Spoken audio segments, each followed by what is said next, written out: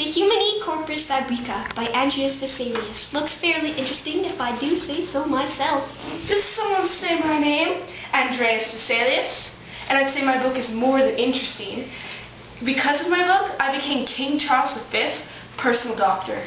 Oh yeah? Because of my book, The 95 Theses, I, Martin Luther, initiated the Protestant Reformation and gave people the opportunity to choose their religion. Well, I proved many popular theories of anatomy wrong. I translated the Bible. Yeah! And the books. And the books.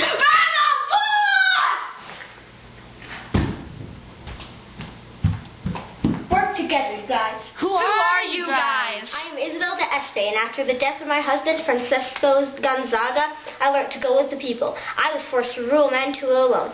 Don't burn the books, create an agreement. Savonarola! Who are you? Girolamo Savonarola. I was born in Ferrara, Italy, and I taught all what I believed was right. I thundered against the vanities. I burned books and expensive paintings. At one point, I was the most powerful authority of the city of Florence. You think you're so cool? In 1541, I proved all of Galen's research wrong because he did all of his research on animals, not humans.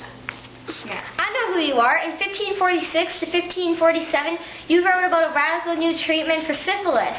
My dear children, listen.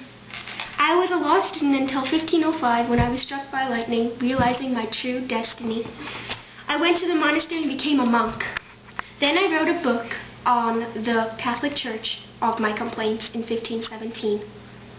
Wait. Where's Savonarola? Where are you? Come on.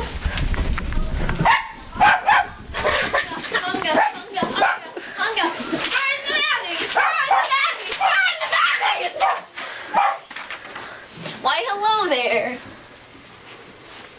I'm Savonarola. I burn books and vanities. I burn them in a place much like this. But sadly, I was burned and hung to death, where I burned all the other items, such as vanities and books.